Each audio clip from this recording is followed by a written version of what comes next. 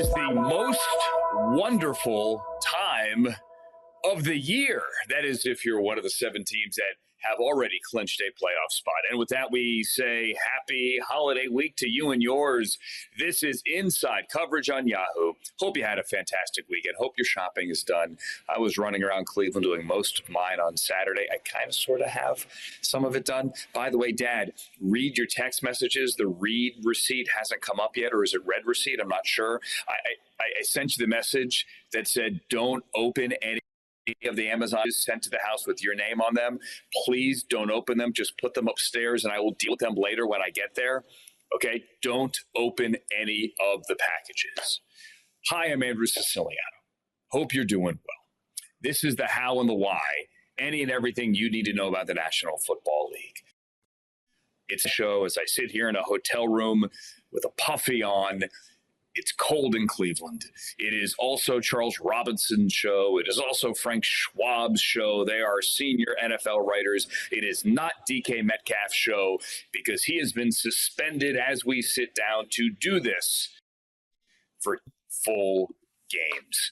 Friendly reminder, don't smack anybody in the stands. Before we get to this, C-Rob, Frank, how are you? You guys good? Everything good? Shopping done? Weekend good? Yeah, we'll say shopping's done. Sure. Yeah, that sounds good. All the wrapping is done too, and all the I'm in great shape, doing well. Were you guys snoopers when you were kids? Like Christmas gift snoopers? Did you snoop around? Oh, yeah, of course. I wonder if everybody. Yeah, I did too. I've always wondered if everyone's a snooper. Yeah, kids. I guess. Yeah. We figured out that in the basement, my dad had a workbench. Get him behind the workbench. Or gifts were often in Dad's office. Yeah, we figured all that stuff out. Every now and then I would learn that sometimes they were in Mom and Dad's closet, like in their bedroom behind like all my mom's dresses and stuff. Yeah, of course. Generally speaking, we found everything. All the gifts before there. Were there any really good hiding spaces? My mom eventually she stopped putting them in the house and left them in the trunk of her car, which I did figure out, by the way. I don't know that they ever did that. I also think that after a while, you stopped caring, but the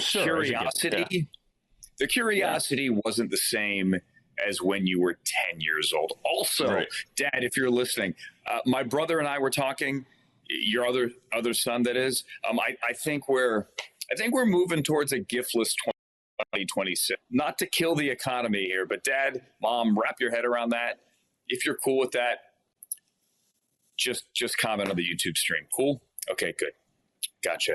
But let's do the DK Metcalf story. As we sit down to do this pod on Monday evening, DK Metcalf, the Steelers wide receiver, has been suspended for the final 2 games of the regular season. Now, the magic number for the Steelers over the Ravens, because they beat the Lions and the Ravens lost to the Patriots on Sunday night, is only 1. So there's a chance here that if the Steelers beat the Browns, or if the Ravens lose to the Packers on Saturday, that they wouldn't need him week 18 anyway.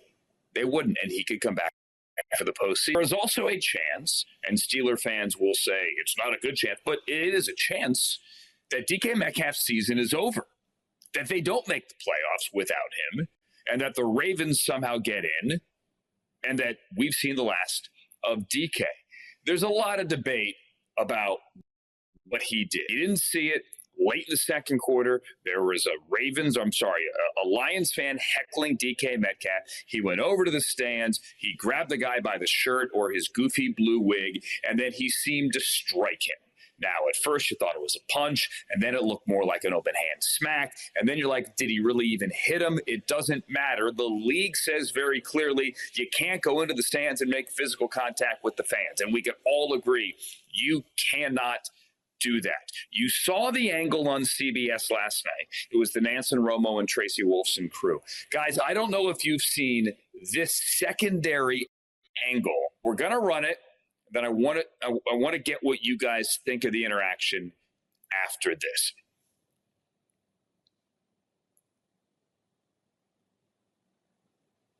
Okay, so again, he pulls the shirt down. And then it's kind of a smack. Charles, what do you think? 2 games for that? Yeah, I mean, you can't any physical altercation with a fan in the stands. You better. I don't think there's a good reason. I don't think there's anything you can come up with that the league is going to accept, because they're going to say, "Look, I agree. It's the dividing line. You can't be touching fans. Fans can't be touching you. You know, if fans are coming after you, there's probably a lifetime banishment, right? If you're a fan, let's say you jump down, you hit a player, right? Smack them, do whatever you want to do.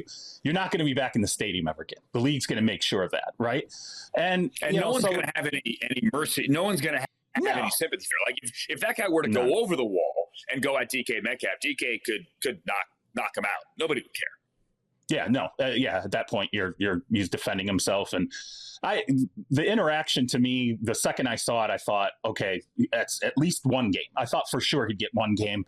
I'm not surprised it's two. I think if you're the NFL, you have to make sure that, and it's a very costly 2 games, both from a per game, check standpoint for DK Metcalf. He's going to spend a whole heck of a lot of money losing 2 game checks, and then also for the Steelers, you're going to lose this guy the last 2 games of the season, which is going to jeopardize your ability to potentially make it to the playoffs. That's a massive, hit for everybody, a coaching staff, players, everybody involved, the entire franchise, the city.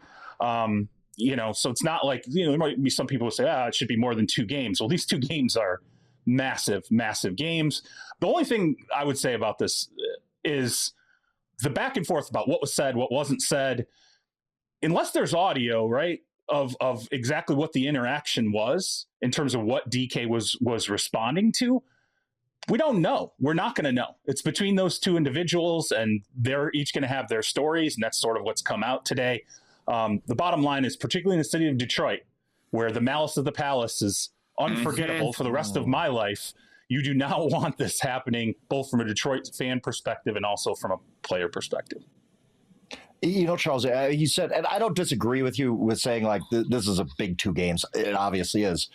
Also, though, if I'm the Steelers, I feel like it could have been a lot worse. If the NFL would have come out and said, you went into the stands and had an altercation with a fan, you're not playing in the playoffs either, I think we all would have been surprised. But at the same time, we would have been like, okay, like that makes sense, because you can't do that. And now it's very possible all DK Metcalf misses is 2 games that mean nothing to the Steelers season, because if the Ravens lose to the Packers, it's done. Right. The AFC North is a wrap. The Steelers win the division. So right. So, Saturday, which is Saturday night. Saturday. Mm-hmm. Yeah, go ahead, Frank. No, Saturday night is the Ravens play at the Packers. We don't know if Lamar's going to play. We'll get into the Ravens in a little bit. But if the Ravens lose that game at Green Bay, the Steelers clinch the AFC North before they play on Sunday at Cleveland. So it is possible, at least, that Metcalf doesn't miss any games of any consequence. So if I'm the Steelers, I'm saying, yeah, there is a doomsday scenario where you lose to the Browns, which could happen on Sunday. Ravens beat the Packers. Now we're playing without DK Metcalf for the division title in Week 18. But there's also another scenario where the Steelers don't miss him at all, and it could have been a lot worse. Again, like you talked about, Charles, like ever since the malice at the palace, that is the thing. Don't go into the stands. You do not get involved in fights with fans. You can't do it. And DK went out of his way to go and get in that fan's face and pull his shirt and all that kind of stuff. And so, yes, I think that 2 games is fine, but it could have been a lot worse, I think. Again, if they would have said, we're not seeing it until the 2026 season, we would have been talking about it a lot. But I don't think any of us would have been like, that's the craziest suspension I've ever heard of, because it's just a line you don't cross. It's so interesting. So after the Browns and the Bills day, on my way home, I stopped at a restaurant, got some dinner, and I'm watching this game up on the big screen. Now, the big screen is close enough, but it's not right in my face. And I'm looking up, and there are people sitting at the counter next to me. All of us thought that he clocked him. Me too. When you see it up close, not that angle. I'm talking the main CBS angle. You're like, oh, wow, he really got it. Yeah, it looked like he punched him. Like, no, you know what? I don't think he did. I was talking to a lot of people last night who all said, and I heard from some this morning as well, man, he's just going to get fined. He didn't even hit him.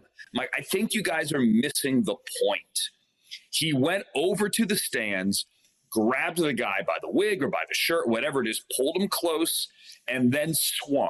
Whether it was a fist or an open hand, there is a distinction and there is a difference. And it didn't look like he made contact, or he hit the wig and knocked, which, I mean, the fact that I'm saying that sounds ridiculous, but you grab the guy and you swung. Now, as for what was said, what you're referring to is Chad Johnson, Ocho Cinco, said that there were racial epithets thrown at him. There are other things thrown at him.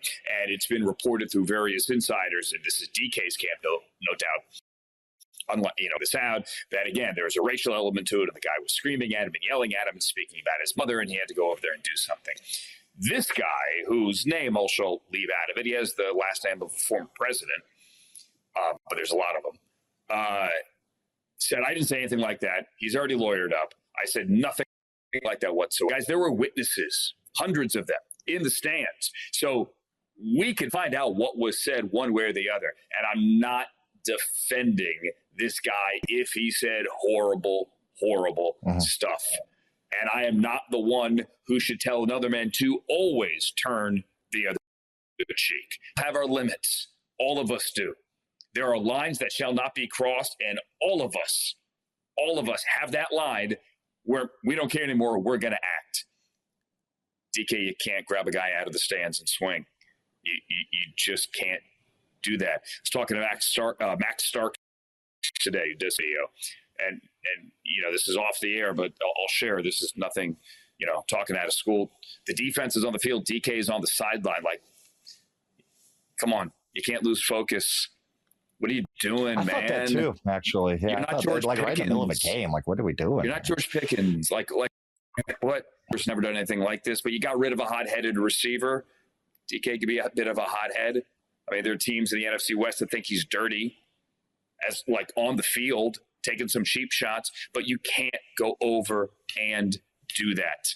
And this absolutely unequivocally had to be a suspension.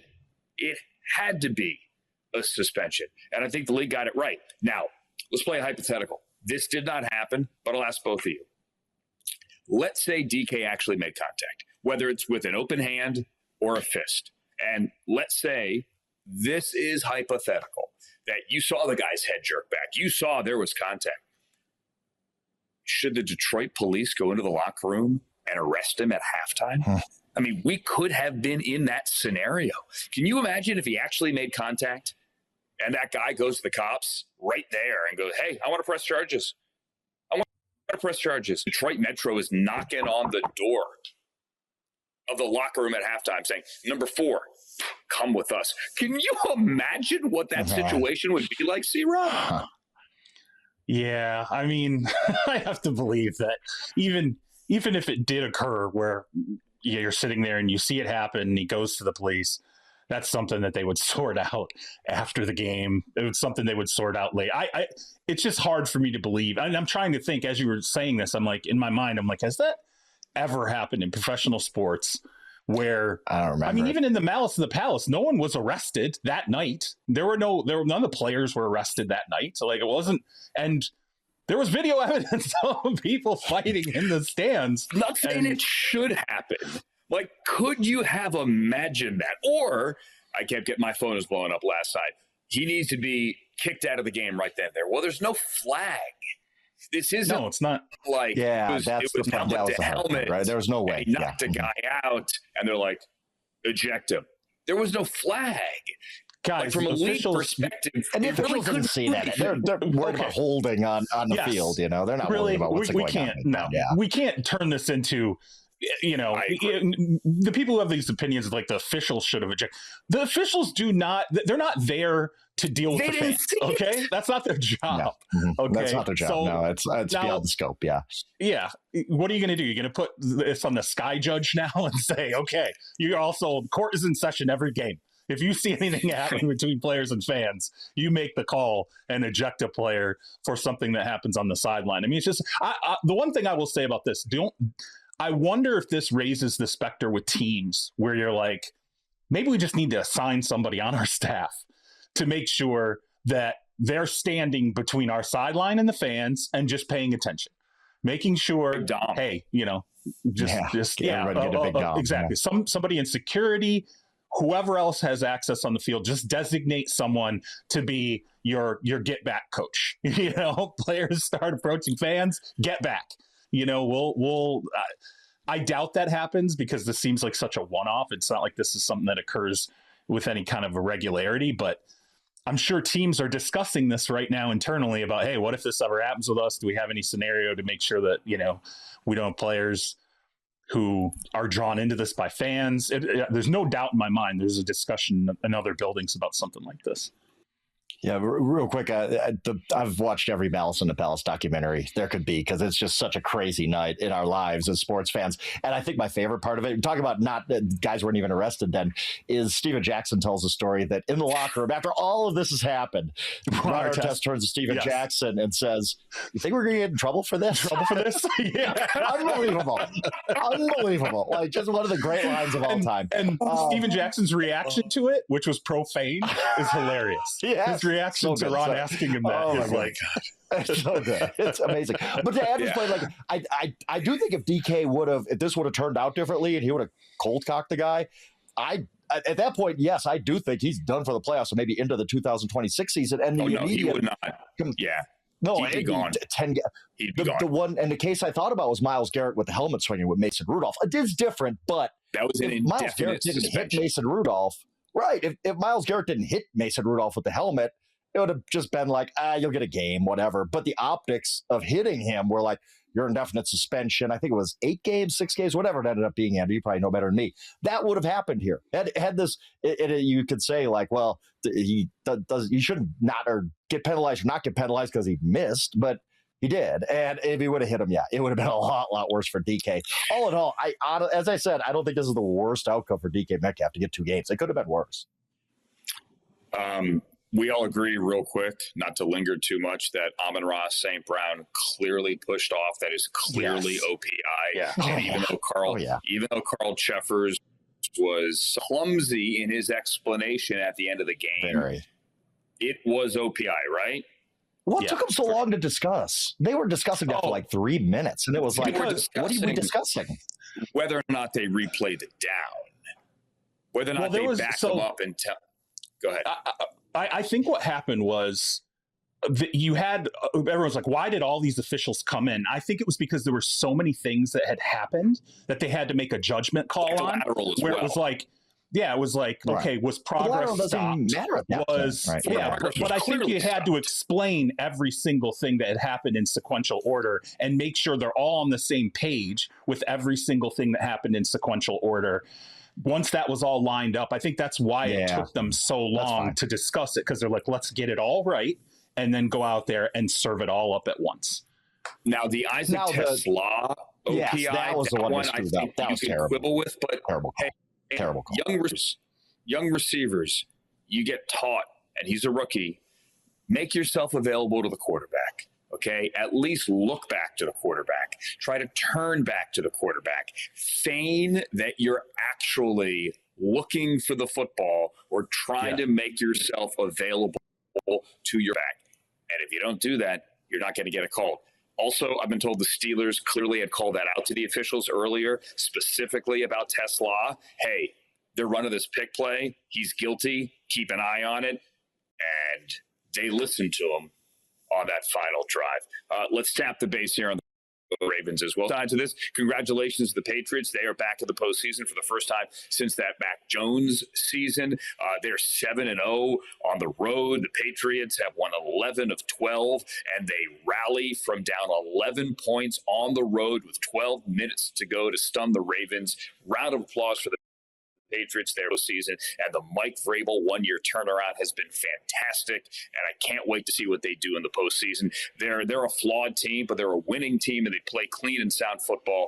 And Caleb Von Chason, one of those bargain basement free agent pickups, a former first-round pick, well-traveled, forces the fumble at the end, and they lose. The other side of this, however, is that John Harbaugh, as I told you last Thursday, might be coaching his final home game. They end now with 2 on the road, and there's still a path to the postseason, but the Steelers would have to lose both, and Week 18 is against the Ravens here. But they blew that lead. They are 7-8, 6 of 9 at home. Lamar Jackson is banged up. He's been banged up all year. He missed 3 games. He's missed practice. I mean, we've lost how many times. We've lost count of how many times he has missed practice. He's been knocked out of 3 different games. The guy gets guy's like, I'm not blaming him for being hurt, but something seems off here, guys. And in year 18, John Harbaugh is on the podium today getting asked 7 different questions, Frank, about why Keaton Mitchell started the final drive and not Derrick Henry, about why Rashad Bateman can't get going, about why you can't protect the lead. He was asked multiple questions about your job security. How often do you speak to Steve Bisciotti? I thought Frankie had a great line. Harbaugh, 63 years old, 18 years in the job, said, I try to do the job, not keep the job. Thought that was good perspective here, but you do have to ask, is it time? And I think at this point it might be. And remember all those Mike Tomlin conversations we were having 2-3 weeks ago? Mm-hmm. Well, just replace the name John Harbaugh. Like, it's the exact same thing where you say John Harbaugh has put together a Hall of Fame resume. There's no questioning what John Harbaugh has done for the Ravens. He's been fantastic. He was, I think, often overshadowed because he was in the same conference as Bill Belichick, but he was one of the best coaches in the NFL. It has been for almost 2 decades now. But you get to a point where you're just like, maybe the message is stale. Maybe we need a change. I don't think there's any question, although Lions are in the conversation, that the Ravens are the most disappointing team in the NFL this year. They've been really bad. The Lions are just losing to good teams and can't get any consistency going. The Ravens have simply been bad. And that's not just with Lamar Jackson out. Like, even when Lamar Jackson's been in the lineup, admitting that he has been banged up and he has been 100%. They haven't even been good when Lamar's in there. And it just, everything has gone wrong for the Ravens. And you touched on a few of those things that John was asked about today. Even like the defense has been really, really bad this year and hasn't gotten going. The improvements that they made last year that made them one of the best teams in the NFL, that's not happening anymore. And when you look at John Harbaugh's resume, great, of course, they rarely have had any losing seasons under him, kind of like Tomlin. But the playoff success hasn't been there. The same thing with Tomlin, when we're talking about you haven't won this many playoff games since this year, blah, blah, blah. The same thing applies to John Harbaugh. Go look. I mean, we're talking about Lamar Jackson, one of the great quarterbacks of all time, really. And I'll say that. I'll continue to say that. Has not made a Super Bowl. Well, doesn't John Harbaugh have to answer for that too? They've had so many playoff disappointments, and it always goes on Lamar's shoulders. Everybody says, oh, Lamar didn't come up in the big spot, blah, blah, blah. Well, neither is John Harbaugh. Since that Super Bowl so many years ago at Flacco, the playoff success has really been lacking, even though the regular season success has been there. And I kind of do think, I think the Ravens are going to miss the playoffs. I don't think they're going to have some miracle and beat the Steelers for the division. And at that point, I do think the Ravens and John Harbaugh part ways, just because, not because John Harbaugh is not a good coach anymore, but just because there's something amiss here. And I don't think the Ravens can waste any more time of Lamar Jackson's prime, which I don't think is going to last another 10 years. Remember, Cam Newton was kind of done at age 30. We need to treat Lamar differently, how long he has as a prime. I don't think he's going to be a prime quarterback at age 37, right? You can't keep wasting Lamar Jackson's prime saying, well, maybe this is the year John Harbaugh gets it back together. I think the Ravens have to act right now. First off, the Cam Newton comparison. I mean, Lamar, definitely the injuries have piled up this year and they've been an issue. Cam Newton probably was the most hit quarterback in terms of just taking absolute punishment top to bottom. So I think it'll be a little bit deeper than Cam in terms of how long he can carry his prime. But I think it's a good point. You've wasted a lot of his prime. And if you're Steve Bisciotti, the owner now, I think if they don't make the playoffs, I think you have to sit there and say, okay, now let me look at this. I've had this head coach. I've had this quarterback who's won a couple of MVPs the last few years, right? I went out and I got the piece in Derrick Henry that we needed. I've spent on the offensive line. We've had a high-end, elite-level tight end. We've had a defense that we've spent on. Roquan Smith is out there. Kyle Hamilton's out there the last couple of seasons. The money has been invested. The parts have been added to try and get them over the top. And you never sniffed a Super Bowl in that span. I think if you're Steve Bisciotti and you see this window close, which I think if they miss the playoffs, to me, that's it. The window's closed. You have closed the window officially, at least this window. You have to say to yourself, what else could I have done? I did everything I could do in terms of adding pieces and giving him everything. And last year should have been the year, or the year before that should have been the year. And ultimately, they weren't able to get there for whatever the circumstances. A Zay Flowers fumble, you can blame it on whatever you want over the last couple of seasons. It just didn't happen. And now Lamar is getting more beat up. I'm looking afield and I'm seeing other teams making coaching changes. And they're sparking their franchise, right? They're seeing, results from change.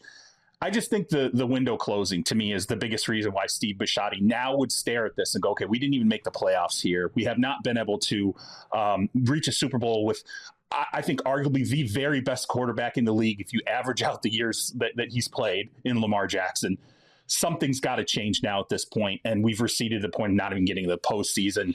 It's change for the sake of trying to jumpstart things. Yeah, and like I've said 1,000 times, and it was Brian Billick who told me this years ago, who preceded John Harbaugh in Baltimore, and he had a decade. He said after a while, you just feel like the message isn't there anymore, and it is time for everybody to move on. I love John Harbaugh, I truly do. I think he's a great coach. I wonder in this cycle if they were to part ways, and I think it would be an amicable parting of the ways. Would somebody else jump on him? Does he want to do TV? He's 3. Does he need a year off? His record there is 179 and 112. So regular season winning percentage of 615, 12 trips to the playoffs, a winning record in the playoffs, 13 and 11. Most people can't say that.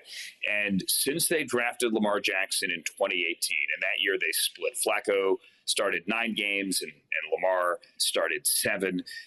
Since they drafted him, double-digit win seasons in 6 of 7 years.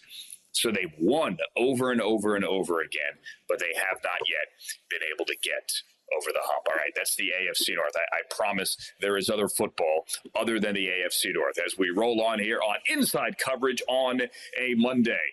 How about those Jaguars? They've been jump-started with a brand-new head coach. Did Liam Cohen make something up, or was Sean Payton truly trying to take a dig at Jacksonville? That's next. Don't go anywhere. It's Inside Coverage on Yahoo. Happy holidays to you and yours. Monday of Christmas week. Andrew Siciliano, Charles Robinson, and Frank Schwab. As we sit here on Monday evening, and again, this is before the Monday night game, the Colts and the Niners are to lose, and 3 more teams punch their ticket on Monday night. But as we sit here right now, there are 2 spots left in the NFC South winner and 1 wild card, and 5 spots left in the AFC. The South winner, the North winner, we hit that already, Steelers and Ravens, and then 3 spots in the wild card. The Bills, the Chargers, and the Jaguars all get in if the Colts lose on Monday night. Let's talk about the Jaguars. They went to Denver and laid a whooping, just a whooping on the Broncos. Final score 34-20. And listen, nobody wants to go to Denver to face the defense. Broncos losing for the first time in September is not the end of the world, okay? But Jacksonville is quickly taking on that aura, that air of nobody wants to play the Jaguars because they are cooking. Jacksonville is the smallest NFL market in America and Green Bay. A lot of people would argue, myself included, that Jacksonville doesn't have the infrastructure to actually have an NFL team. Jacksonville, I love you. You're good people. But numbers are numbers. You do a great job of supporting your team. There's a reason Shad Khan plays multiple in London, and that he toyed with the idea of moving that team to London. You could go all the way back to the late Art Modell that, as legend has it, blocked the city of Baltimore from getting an expansion team. Thus, the team went to Jacksonville and Wayne Weaver when it probably should not have gone there. But that is neither. In the present, Sean Payton said something last week that got under the skin of Liam Cohen. Talked about the market size, talked about the small town mentality and the lack of respect maybe that came with that for the Jaguars, a team he was about to face, and a very good team. And Liam Cohen used that to his advantage. We're going to play both sound bites back to back and then analyze. Go ahead. As you look at him and you watch the tape, it's a smaller market, but you see a real good team. A small market team like us can come into a place like Mile High and get it done. I don't think that's that big of a deal.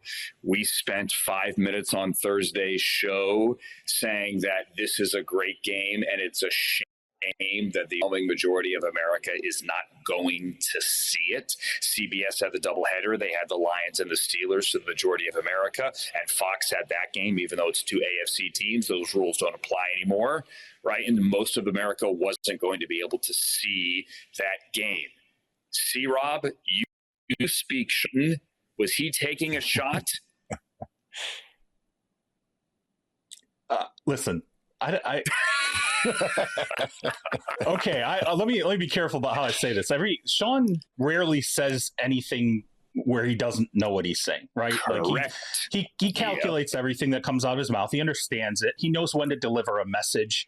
He knows who he's talking to and what point he's trying to get across. My question is, why even mention the market size at all? Like it's truly irrelevant.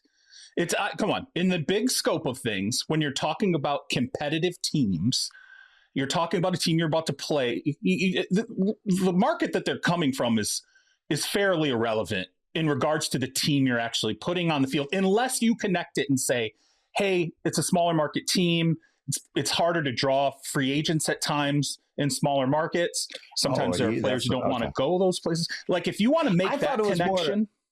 Charles, I thought it was more, he was saying like this Jaguars team is really good, but nobody's paying attention because they're in a small market. Exactly. That's what I thought he was trying to say, but I don't. Like I said, Sean, you said it well. Sean always knows what he's saying, doesn't he? Yeah. I'm really torn. Listen.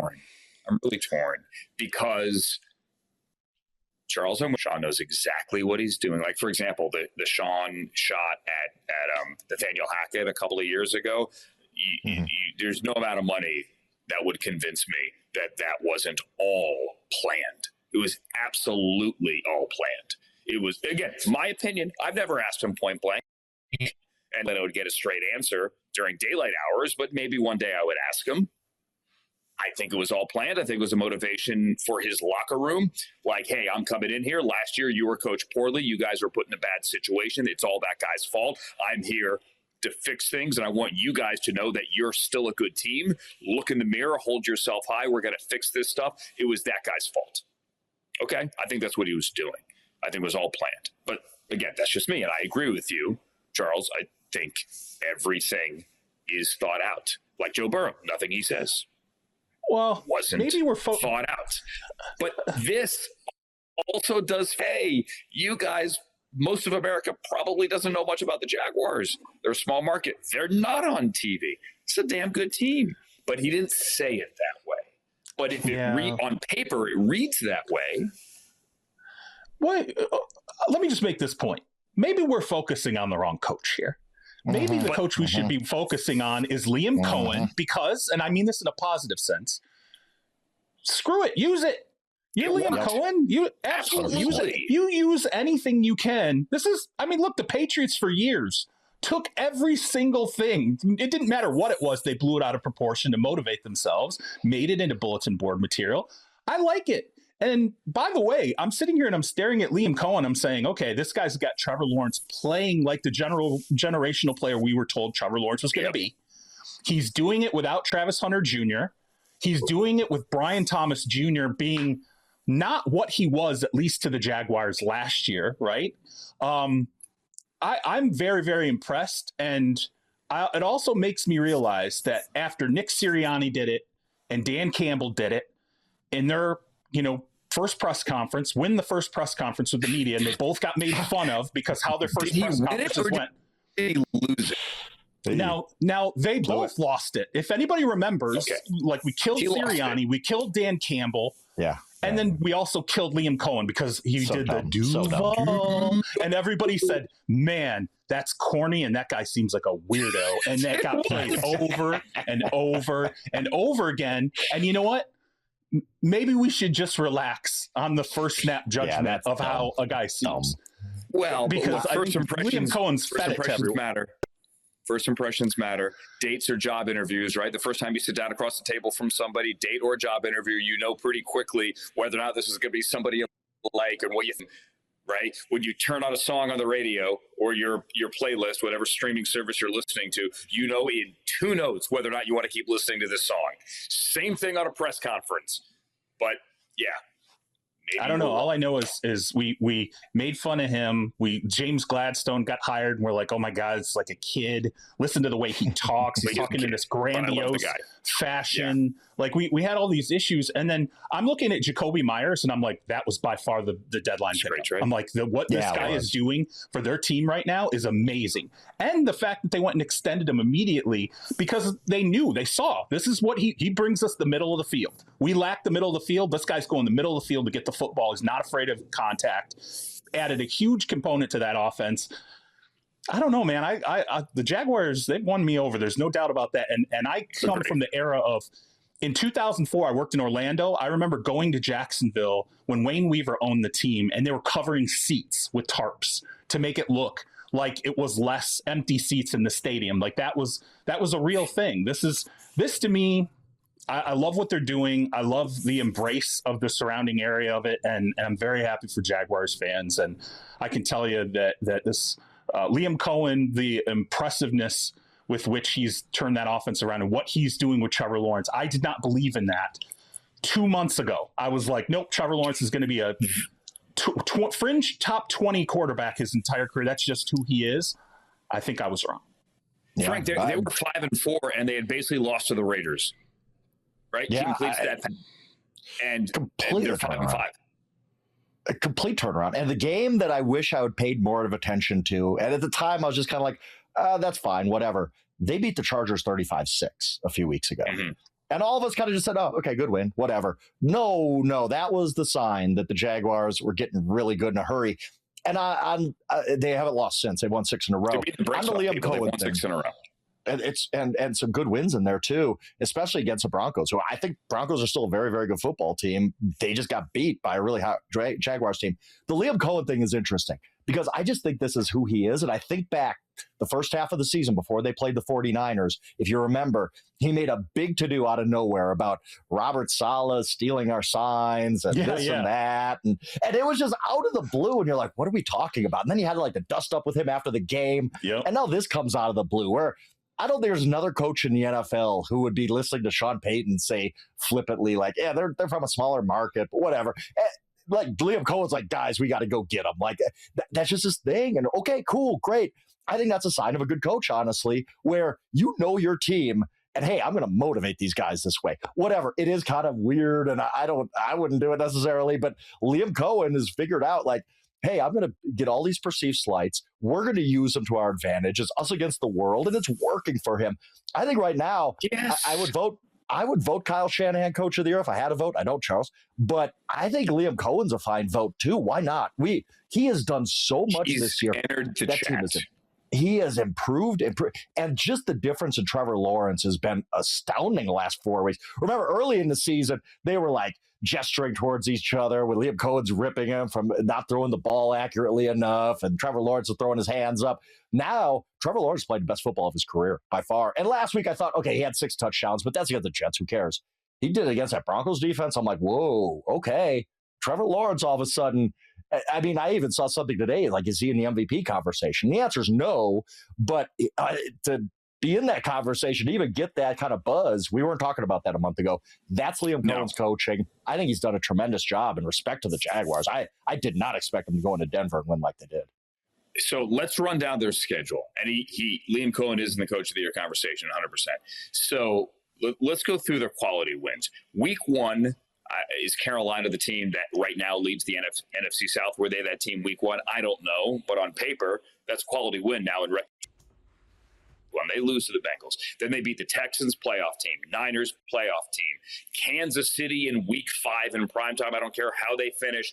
That's an impressive victory in the moment. Week number 5, they lose to the Hawks and the Rams. They go to the bye and then come back and almost lose to the Raiders. Then they lose to the Texans. But since then, Chargers, check. Cardinals, Titans, But Colts and Broncos in 2 of the last 3, they have quality wins. Nobody is looking at their schedule and says, you haven't really beaten anybody. No, Jacksonville has beaten people, and you're going to have to Jacksonville to beat them in the postseason. And they right got a shot at the 1 seed. They got a shot at the 1 seed now. It's not out of the question. No. They actually do. And if the playoffs were to start today, they don't. They get Josh Allen and company at home. But there are still 4 teams that can get to the NFC, and somehow 6 teams, as we sit here right now, that have a shot at number 1. Obviously, 6 unreasonable, but 6 technically, including the Jaguars, can get there. And now that, guys, what do? We spend all season and we're like, we know it. Mid-December to late December, we're going to see a team that is catching a heater where we're like, yes. oh, wait a minute. The momentum now feels different for this team. And that's what I'm worried about once they go in the playoffs. If I have to face that team right now, Jacksonville feels like that team. That feels, I know the win streak's obviously been longer than just December, but this Denver win to me is the one where everybody's antenna in the AFC should go up and go, okay, if they can do that now at a point when Denver is fighting for that number 1 seed and they do it in Denver, I think Jacksonville might be that team that's putting it together at the perfect time right now. Yeah, absolutely. I thought that team was Houston. I thought Houston's coming alive and all this and that. Because honestly, I'll be honest, I thought the Jaguars were going to fall by the wayside at some point, and the Texans were going to win that division. No, Jaguars ain't going anywhere, guys. Texans Sunday. I was rooting for the Raiders. Raiders really against the AFC South. They just need to play AFC South teams. They play a lot better. If the Raiders off somehow, the Browns would have jumped up. Browns, as it stood yesterday, moved up from 4 into the 3 spot for the draft position. Giants and Raiders do play in Week 17. Somebody you have to think wins that game, at which point the Browns then jump up to 2 in draft positioning heading into Week 18, just like it was.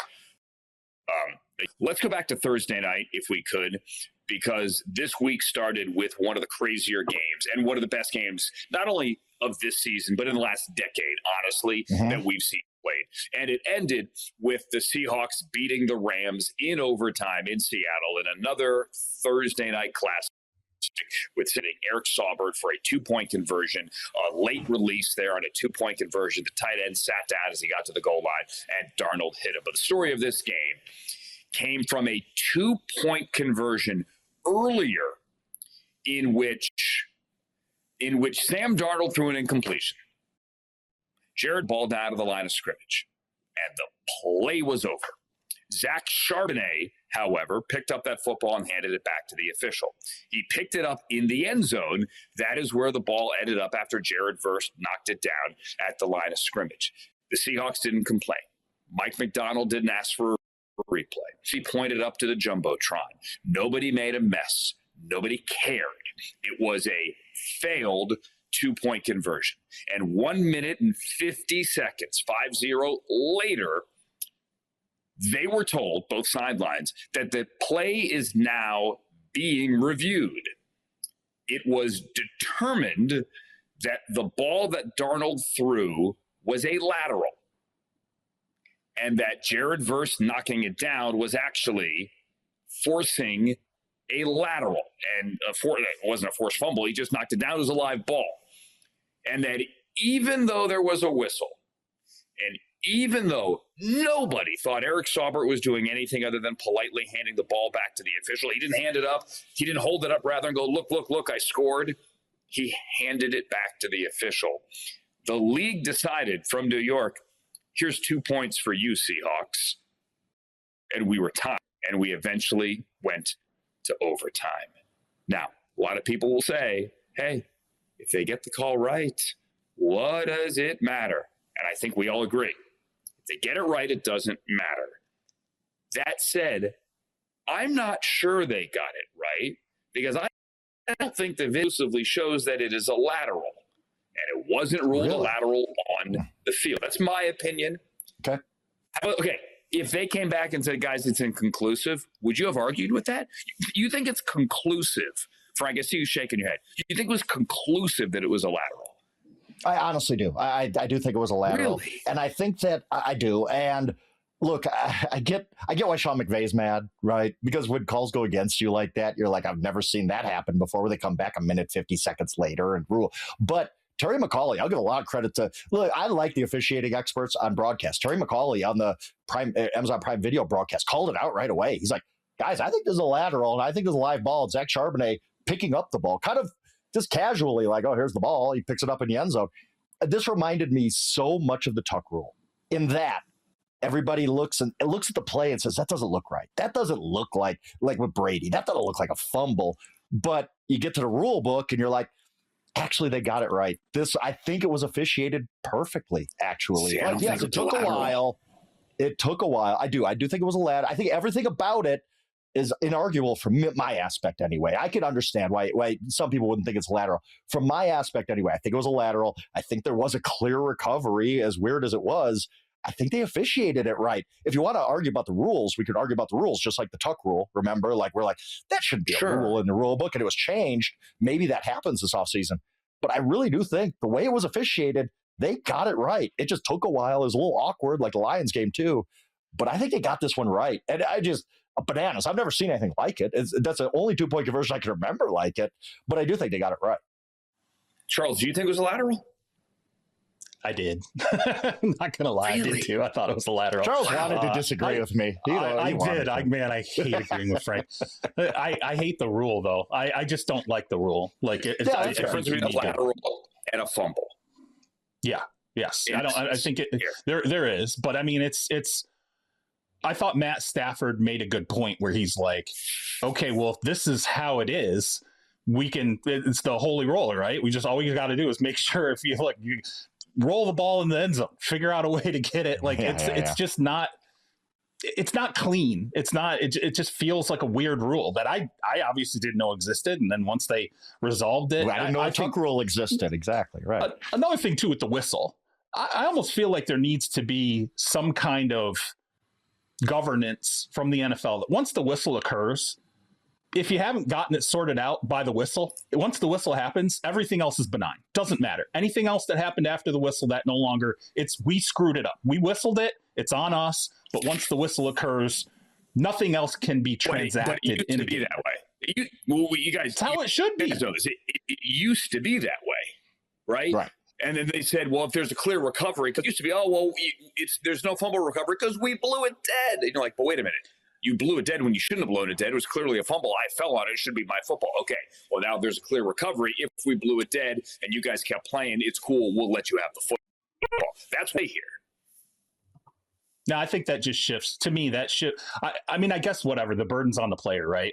I'm sure players are told, hey, pick up the ball. Don't just if it hits and you think there's any question. I saw that. Did you guys notice? I saw that a lot on Sunday. I saw it a lot where guys with the ball, we see plays like that 50 times a game. Not that many, but you know what I mean. Yeah, and you're like, I saw guys going to pick up the ball. I saw guys going to pick up the ball on Sunday more. Maybe I was just noticing it more, but it seemed like more players were like, "Sure, I'm picking up this ball just in case. Why not?" And that's what you should do. We had it in the Browns game. On the play, Quinshon got hurt. Matt Milano kept running the other way, and there was no whistle. And look, our concern was Quinshon's leg went in a direction that it should never go. But Matt Milano picked up the ball, and there was no whistle. And there was an official actually jogging with him 40 yards downfield into the end zone. I'm like, is this a touchdown or not? And then it came to the point where there's no signal. I don't care what's wrong with Quinshon. But yeah, look, guys are coached. Always pick up that football. Yep. I guess I would feel differently. Like Herb Street said in the moment, heads up, Zach Charbonnet. Yes, absolutely.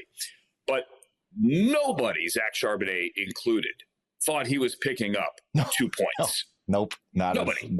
But he just, nobody. Hey, at some point, probably Mike McDonald might have said in a meeting during July, hey, you know what, there's a loose ball, pick it up. Just because, because that's good coaching. Yes. And not that Sean McVay isn't a good coach, but you know what I mean? That's something, but now you're going to see it a lot. You're going to see guys, I'm just picking up this ball just in case a minute 50 from now they say the play is under review.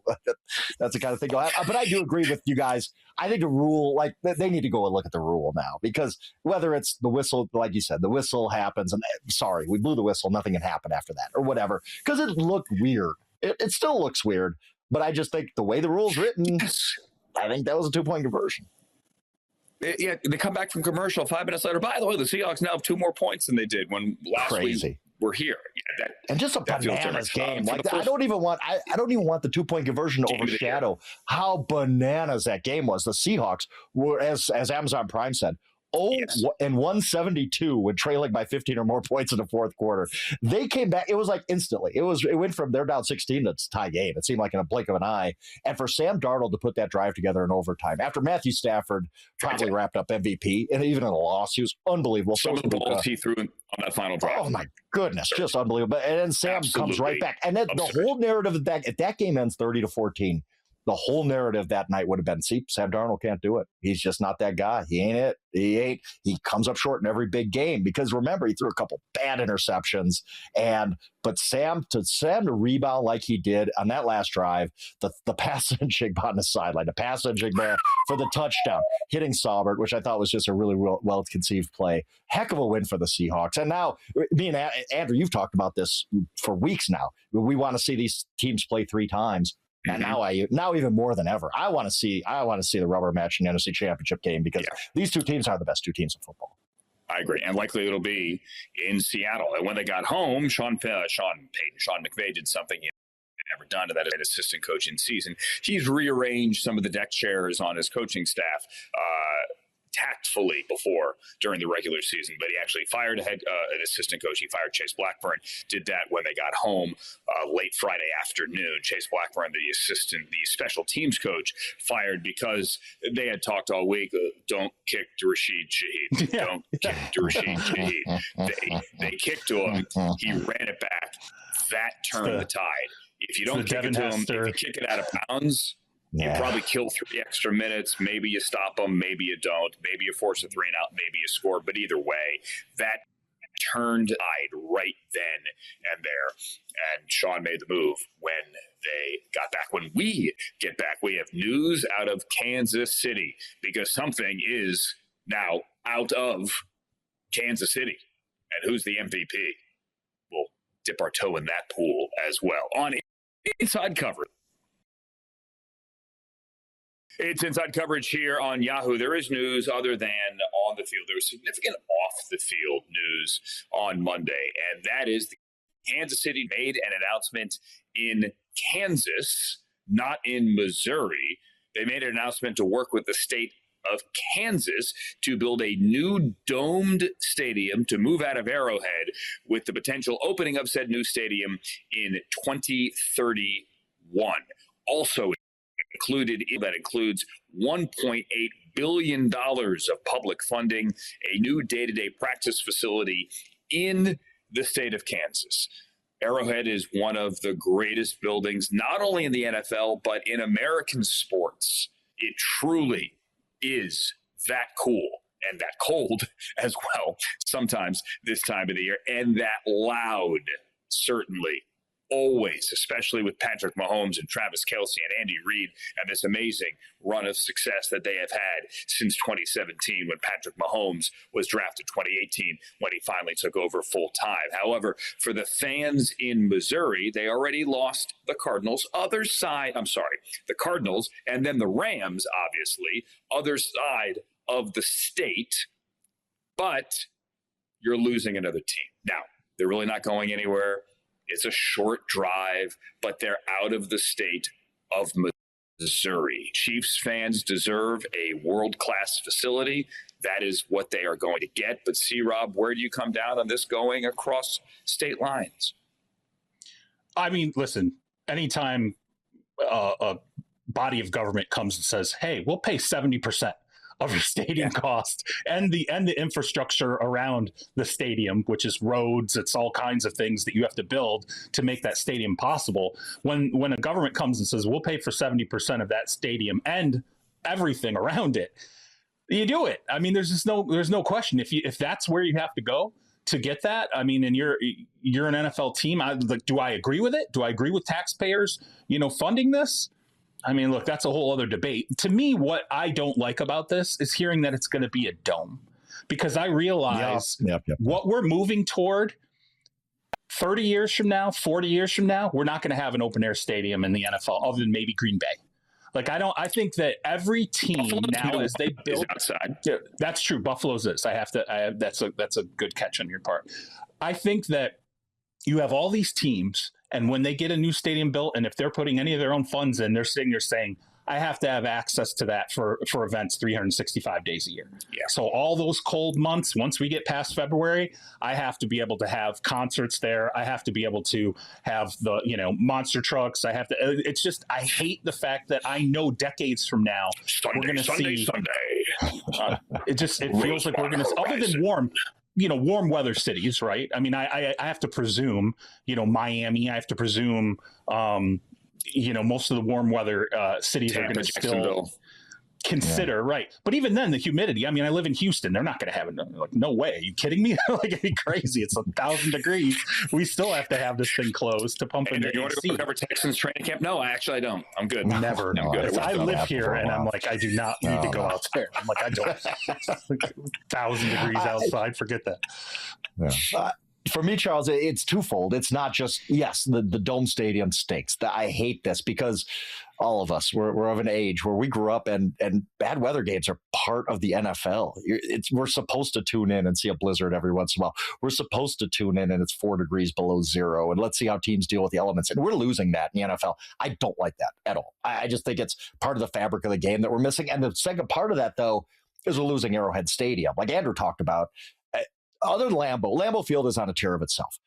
Arrowhead might be number 2. It might lead that second tier of best venues in the NFL. If you go early, hours before the game, they're tailgating out there. It is one of the greatest scenes in the NFL. The building itself is awesome. It's loud when they do the national anthem and the home of the Chiefs thing at the end.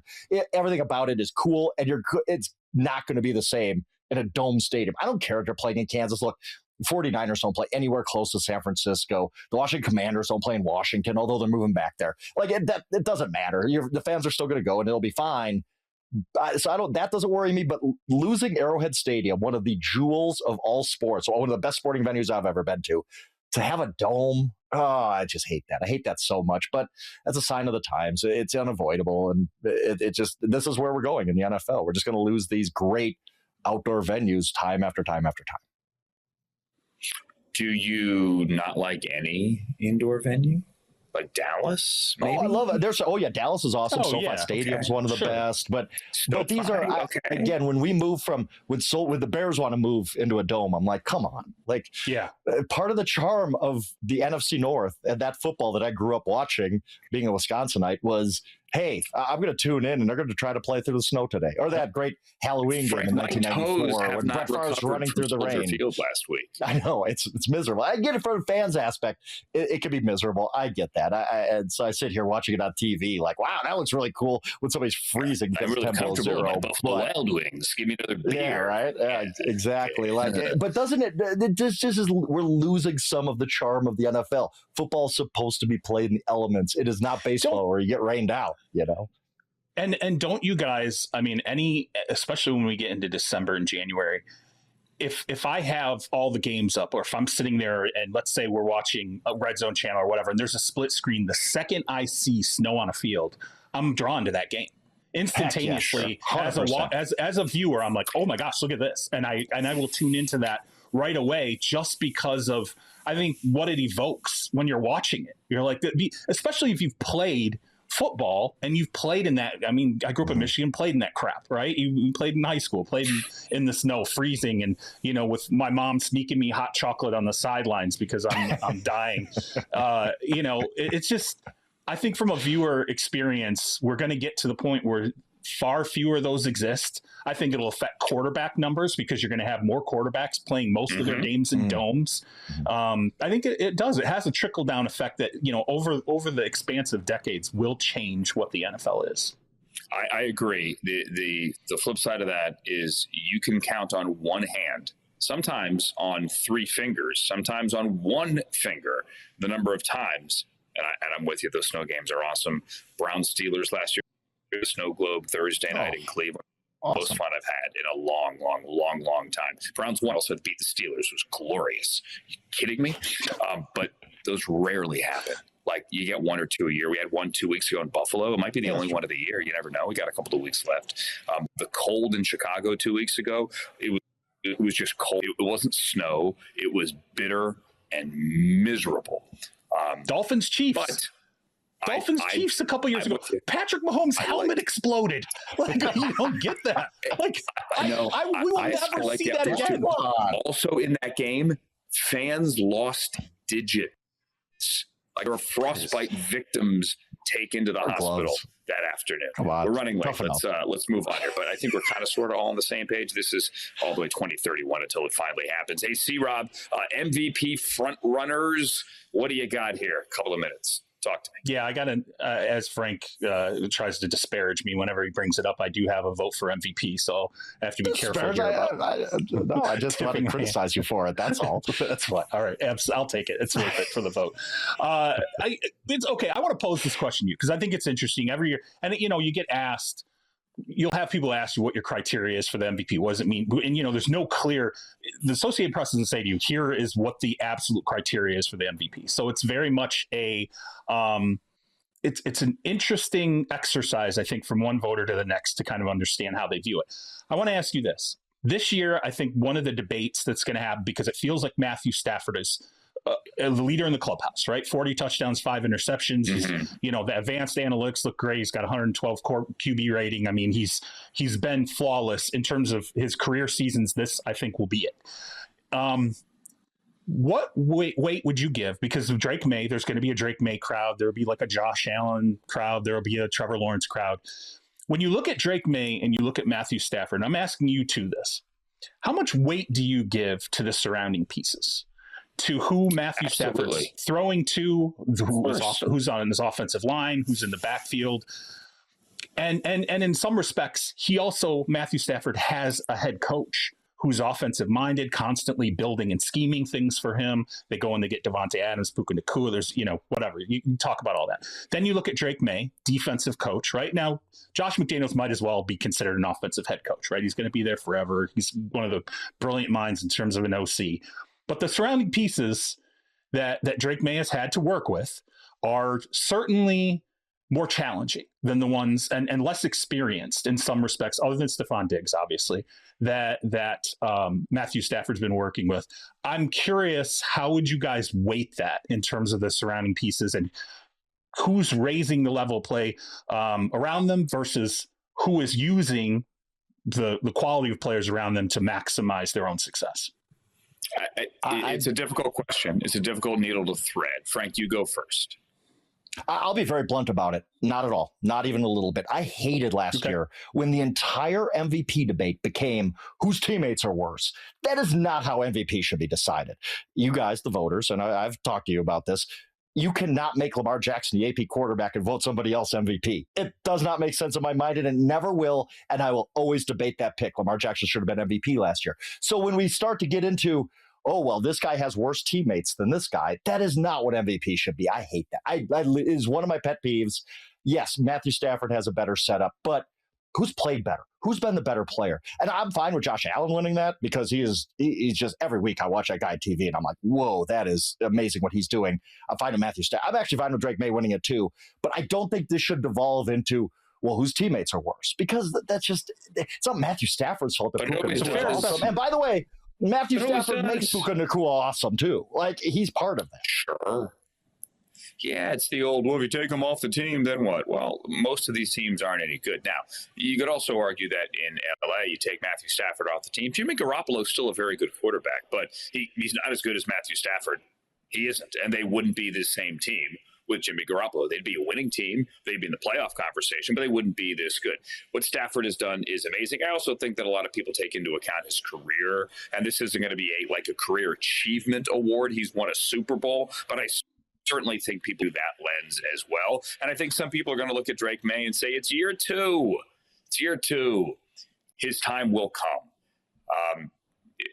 The MVP is such a, I hate that. I don't want to call it a silly thing. It's a significant honor, but everybody brings bias. Bias implies maliciousness, and I'm not suggesting that. But every voter brings their own criteria and bias to it. Do we agree with that? everyone definitely, I mean, as a voter, I can tell you everybody has their own criteria. There's no doubt. I mean, there was a debate last year, and I talked to other voters about this, about whether or not they were going to split their ballot. And I did not split my ballot. I voted for Josh Allen. I disagree with Frank. I think that Josh Allen was the MVP last year. I have my reasons for that. But I did not split my ballot. And I understand people who were not so happy that other voters split their ballot and had an all-pro in Lamar Jackson, first-team all-pro quarterback, and yet he was not their MVP. That's their explanation to make. It's not mine.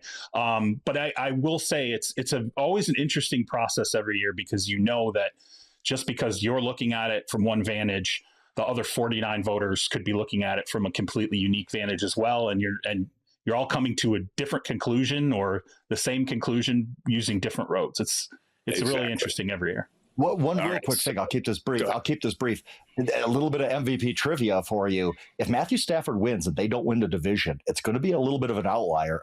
A quarterback from a non-divisional winner has not won since 2008. The formula is it's a quarterback from a division winner. So if they don't win the NFC West, but Stafford wins MVP, it's going to be the first time that's happened since Manning in 2008. So I'm interested in that too. Yeah, they're made up parameters, which is kind of my point. Not necessarily parameters. It's just history. So appreciate that. All right. So I normally ask. We have time for one more thing before we go. I'm just going to ask aloud, Madison. Do we have time for one more thing before we go? Okay. Frank, you go first. You know, a guy who's become a punching bag for us who cover the NFL, and for good reason, is David Tepper, Carolina Panthers owner. And he brought a lot of this on himself, right? He was changing quarterbacks every year. He's changing coaches all the time. He's doing this with his soccer team, too. He was just a bad owner. I want to give David Tepper some credit. The Carolina Panthers, with 2 games to go, are first place of the NFC South. And I think a lot of that is because Tepper has learned from his mistakes, which Daniel Snyder never did, by the way, kept making the same mistakes over and over. I think David Tepper realized, I can't change everybody every year. I can't just get rid of Bryce Young and Dave Canales and Dan Morgan just because we had another losing season. I need to stay in the shadows. I don't need to be a loudmouth out there all the time. You've rarely heard from Tepper this year, a couple times, but nothing crazy, just kind of, hey, we're doing great, blah, blah, blah. I'll give David Tepper some credit. We are so quick to criticize him. And again, good reasons, throwing drinks on fans and whatnot. I want to take a step back and say, David Tepper, you figured it out a little bit. Your team is in first place. And I think these two things are related. I think David Tepper being a better owner this year is a big reason the Panthers are having success. What do you got, C-Rob? So Thursday, Christmas Day, we're going to see the Kansas City Chiefs play. We're going to see the Detroit Lions play. They also played on Thanksgiving. And I think this is idiotic that the NFL is going to take 2 teams and have them play on both holidays. I have no idea, when the schedule's being put together, I have no idea how someone didn't say, hey, let's at least split those 2 holidays up and not put the same 2 teams on the same 2 holidays. People do matter here. I know fans aren't going to care. Like I said, look, you're a professional athlete. You get paid millions of dollars. You know, you could spend time with your family, you know, before or after the game. They could travel with you or whatever. I just don't like it. I think it's ridiculous that the NFL, A, is playing games on Christmas anyway, but B, the fact that you would ever take 2 teams and put them on both Christmas and Thanksgiving the same year is just foolish to me. And the rules said the same thing. I gave up my Thanksgiving. I don't like that I have to give up my Christmas as well. I don't mind that there are games on Christmas, but I'm with you. I don't know that a team should be asked to work both of those major holidays. My one more thing is after the Bears, when we said 1,000 times, my money, it is the best rivalry, Bears-Packers in the NFL. After that thrilling Bears victory late Saturday evening, Caleb Williams was out in the community on Sunday. Can we show you the hat he was wearing? This is the stocking stuffer for everyone in Chicago.